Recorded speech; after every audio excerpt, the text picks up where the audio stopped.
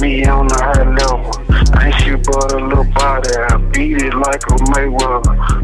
We're officially on demon time. You know what I'm saying? And the crazy shit about this shit is, Straight Drop said he gonna beat it like Mayweather. Well, I'm gonna be sitting down with popcorn waiting to hear this. I can't wait to see this. I wanna see you beat this. And nigga, that ain't finna happen. My brother done told everything he know.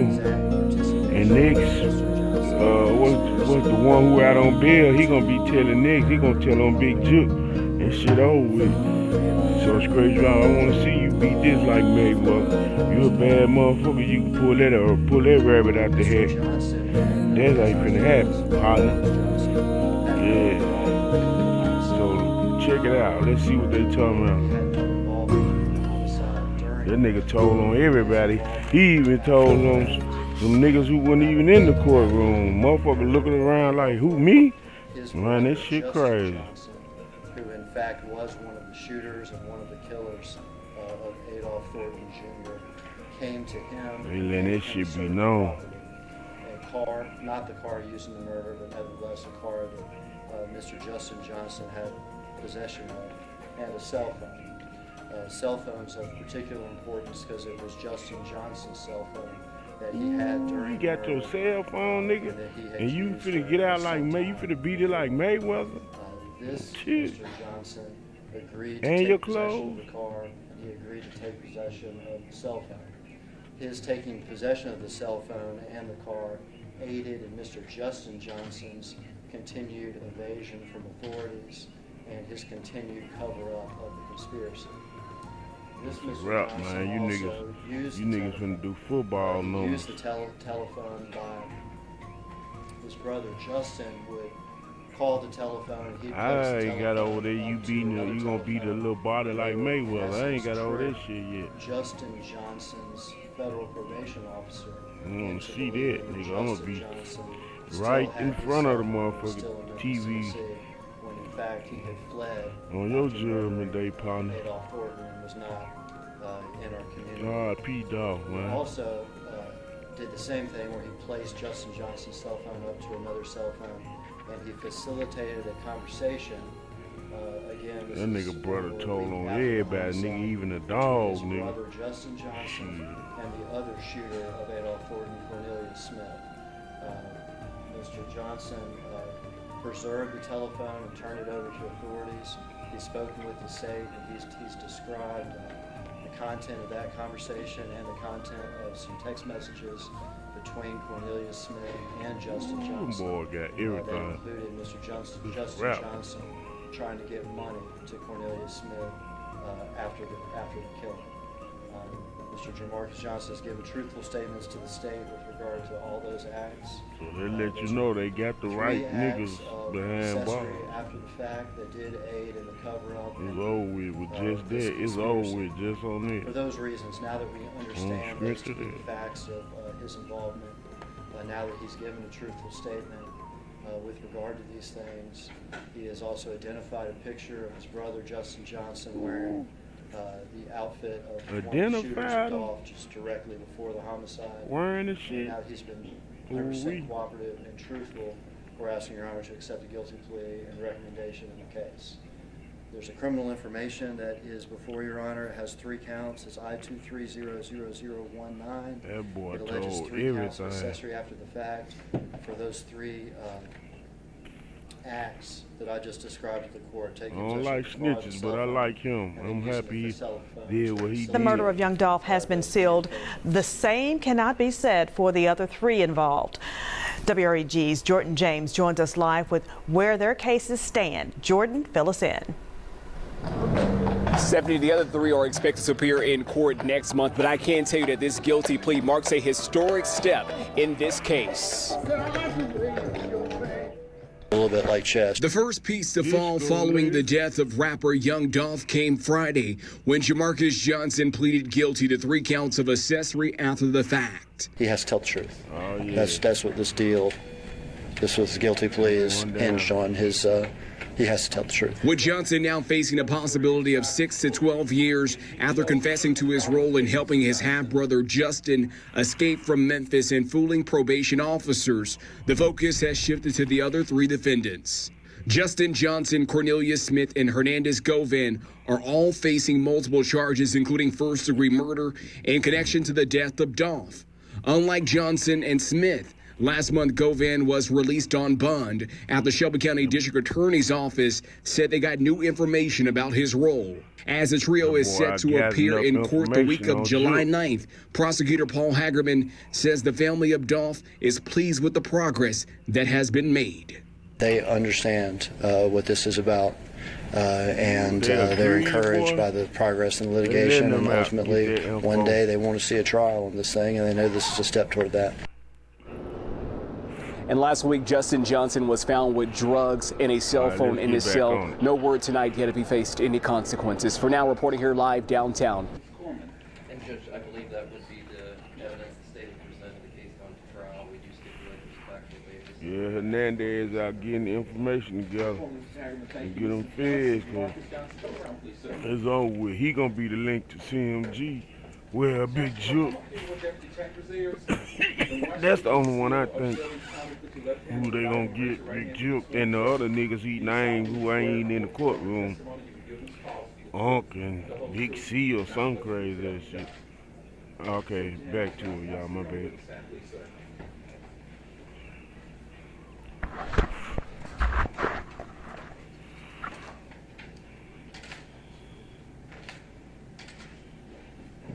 We ain't watching all of y'all, just his part. That motherfucker like 35 minutes or 30 minutes.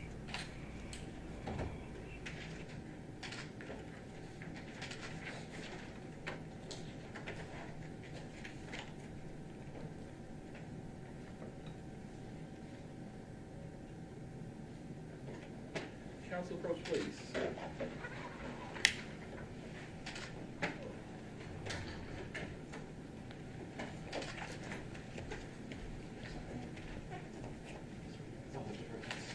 I'm sorry, I got stuck in my stuff. Yes, sir.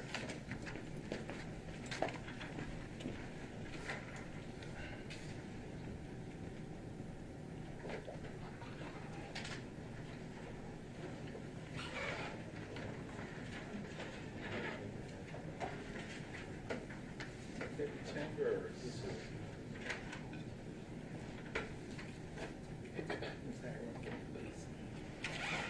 Can you please signature and non-signature on that document, Mr. Hagerman?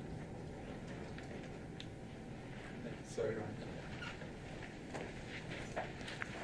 Mr. Marcus Johnson, good morning, sir. Mr. Johnson, what's your real name, sir? You need to speak up a little bit louder. The court reporter here has to write down everything that's said. Of course, I need to speak up a little bit louder. You can take that mask down if you want to. Yes, sir. Mr. Johnson, what school did you go to, sir? I went to Woodville High School. How far did you get in school? 12th grade. Did you finish the 12th grade? No, sir.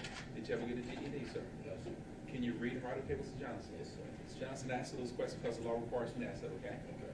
A couple of things, Mr. Johnson. You were charged by way of an indictment 2204769, a charge with conspiracy to commit first-degree murder. Yes, sir. That Class A felony carried anywhere from 15 to 16 years in prison. You're pleading guilty on the superseding information I-23-00019, a charge with 3 counts of accessory after the fact. That's an E felony, carries up to 6 years in prison. You understand that, sir? Yes, sir. Mr. Johnson, you have a right to have this case, this charge submitted to the grand jury. When you enter a guilty plea on this information, you're waiving. You're giving up your rights to have this case of the accessory after the fact submitted to the grand jury. That case comes to court quicker when you plead on that information. The state will make you the best offer they will ever make on that information, but you're giving up. You're waiving your rights to have this case on an accessory submitted and reviewed by the grand jury. Do you understand that, sir? Yes, sir. Is that what you want to do, sir? Yes, sir. For the record, I would find that Mr. Corman in this court have advised Mr. Johnson has the right to have this charge of accessory after the fact reviewed by a grand jury. If the grand jury found probable cause, they would indict him. If they did not find probable cause, they would no deal this charge. They'll find that Mr. Johnson has made that decision intelligently and knowingly. Mr. Johnson, I'm going to show you a document for the record. This is a petition to waive the trial by jury and request for acceptance of a plea of guilty. On that bottom right-hand corner where it reads defendant, did you sign that, sir? Yes, sir. Mr. Johnson, all of your rights are above your signature, those are your state and your federal constitutional rights. Did your attorney, Mr. Corman, go over those rights with you and explain them to you, sir? Yes, sir. Do you understand the rights that you're waiving and giving up today, sir? Yes, sir. Mr. Marcus Johnson, you heard Mr. Paul Hagerman, the prosecutor, recent statements in court a few minutes ago. When you enter this guilty plea, when you enter this change of plea today, you're telling the court that if you had a trial on your case, the state of Tennessee would bring witnesses to court. Those witnesses would testify under oath. They would say things that are similar, that are consistent with what the prosecutor just read. You're telling the court, Mr. Johnson, that if the jury believed those witnesses, that jury would have enough reason to find you guilty of accessory after the fact. You understand that? Yes, sir. You have an absolute right to have a trial on your case if you wanted one. You have a right to say, Judge Crawford, not guilty of anything, and I want a trial. Judge, I am demanding a trial.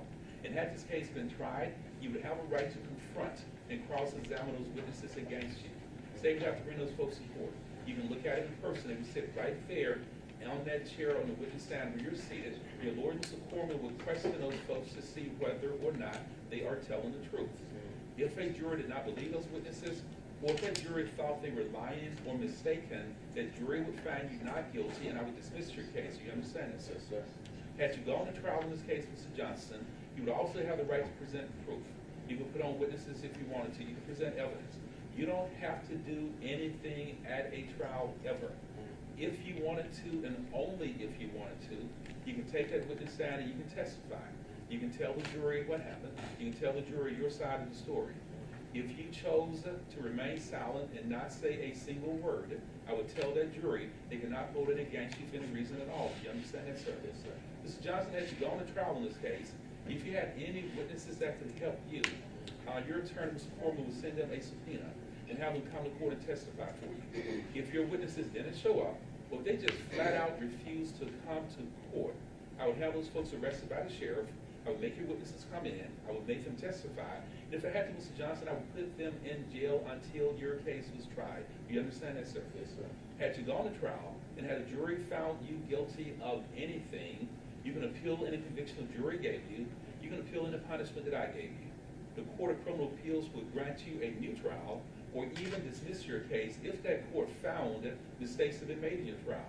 If you could not afford an attorney, I would appoint someone for you free of charge to handle your appeal. Do you understand that, sir? Mr. Marcus Johnson, when you enter this change of plea, when you enter this guilty plea, you waive, you give up all those rights. You ask this court to find you guilty without a trial. And Mr. Johnson, both sides are recommending that I do not sentence you today, that I delay the execution of these judgments and set this case for a sentencing hearing. And at that sentencing hearing, Mr. Johnson, you'll be sentenced somewhere between 6 and 12 years in a prison. Now, is that the agreement you have to state of Tennessee, sir? Yes, sir. Mr. Johnson, you just want to tell the truth. You understand that, sir? Yes, sir. Everything that you say under oath has to be true. If you do not tell the truth, the state could indict you for perjury. That carries up to 12 years in prison. Do you understand that, sir? Yes, sir. Before I continue with this guilty plea colloquy, Mr. Johnson, Mr. Hagerman has asked the court's permission to ask you some questions. You waive your right to remain silent when you enter this guilty plea. So listen to the questions that Mr. Hagerman asked of you, sir. Yes, sir. Make sure you answer those questions truthfully. You understand that? Yes, sir. If Mr. Hagerman and Ms. Mond said, Judge Crawford, we don't believe Mr. Jamarcus Johnson is being truthful, they're going to ask the court to vacate this guilty plea, will strike this guilty plea, and your case will go back to the same status as was before this information was filed. You understand that, sir? Yes, sir. Any questions, sir? No, sir. Mr. Hagerman, you may proceed, sir. Mr. Johnson, we have talked before, is that correct? Yes, sir. And when we talked, you told me about meeting with your half-brother, Justin. He's your half-brother, is that right? Yes, sir. You told me about meeting with your half-brother, Justin, about a week or so after the murder of Adolph Thornton Jr., is that right? Yes, sir. You told me at that time that he gave you a car, is that right? Yes, sir. You told me at that time he also gave you his cellular telephone, is that correct? Correct. You told me that, or did you tell me that afterwards you used that cellular telephone at his request? Yes, sir. Did you describe to me a scenario in which you would place one phone up to another while Justin was on another phone, for the benefit of his parole or probation officer? He was called to get somebody's number, and I would put my phone down on the bed, and I would put somebody else's phone right there and let them talk to me. And you told me about the times that you did that, is that correct? Yes, sir. And you also described times not just with the probation or parole officer, but also with an individual known to you as C. Mm. Is that correct? Yes, sir. And you now know that individual to be Cornelius Smith, is that Yes, right? sir.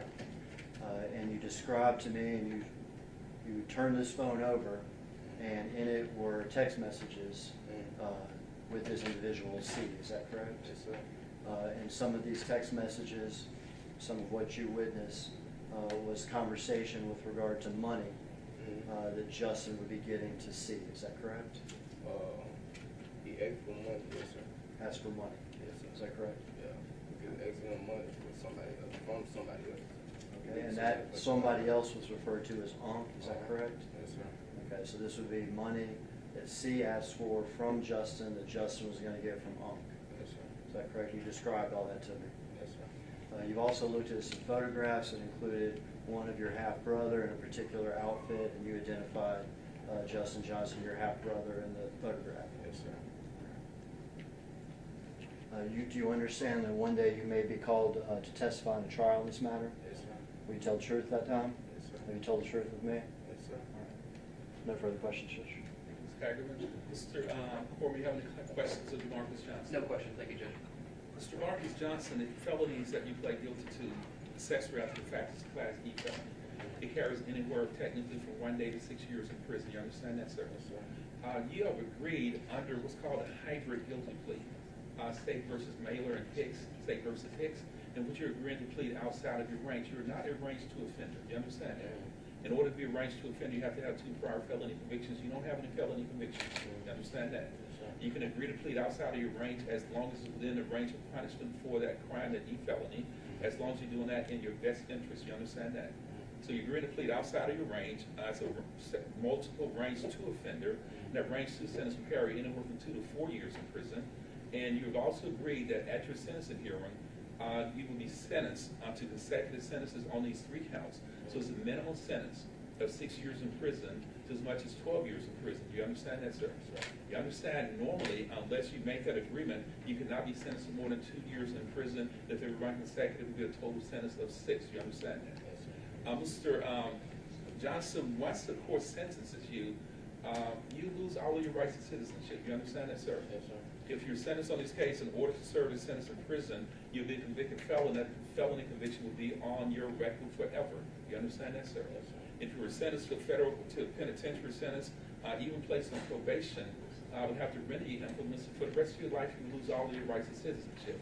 For instance, you lose the right to vote. You cannot vote until you completed that sentence, and the right to vote was restored or given back to you by a judge, a circuit court, or by a certificate from the Tennessee Department of Corrections. Do you understand that, sir? As a convicted felon, Mr. Johnson, you can never serve on a trial jury. You can never possess.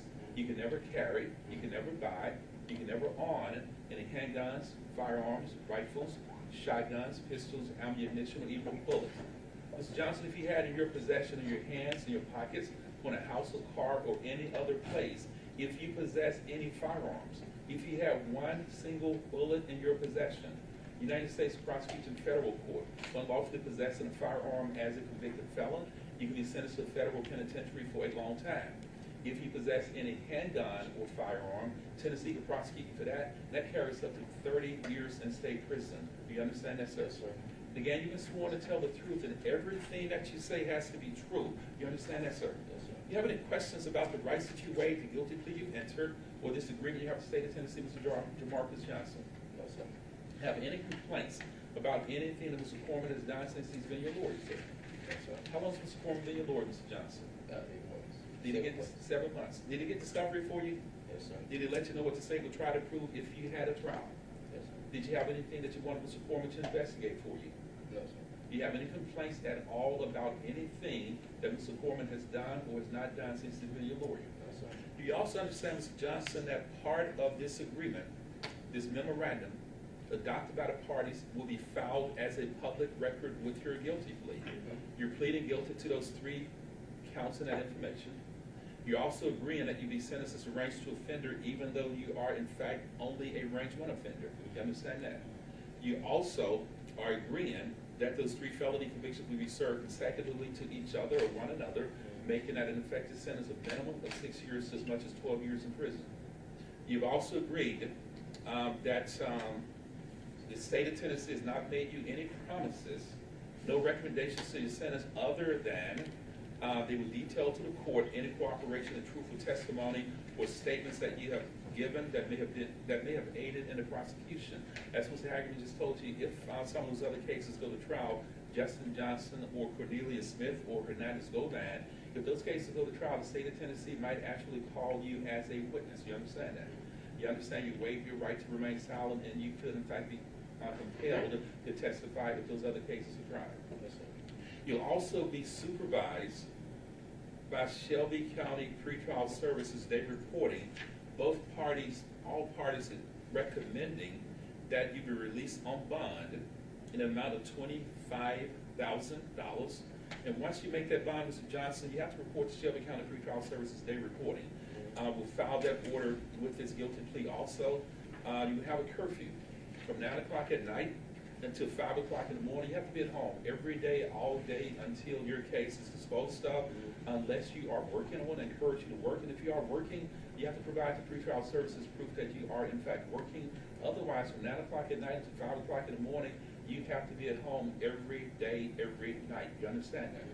You'll also be in order to enroll in any other programs that pretrial services deem either group programs or individual programs, such as random drug screens.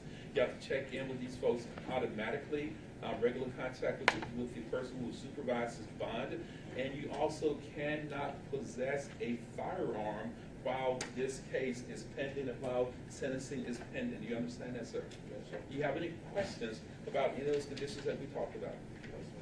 Mr. Marcus Johnson, when I found for the record, the attorney, Mr. Joshua Corman, has represented you satisfactorily.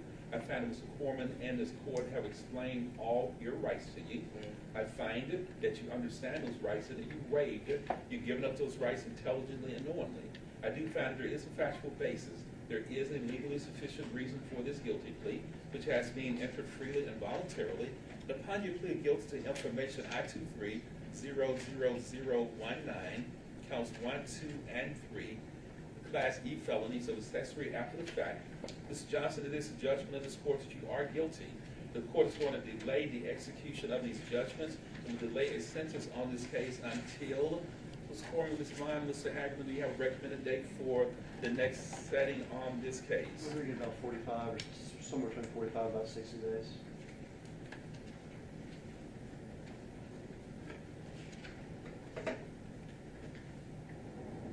60 days is August 10th, Thursday, August 10th, a good day for all lawyers. That's a good day, Judge. Thank you. Yes, sir.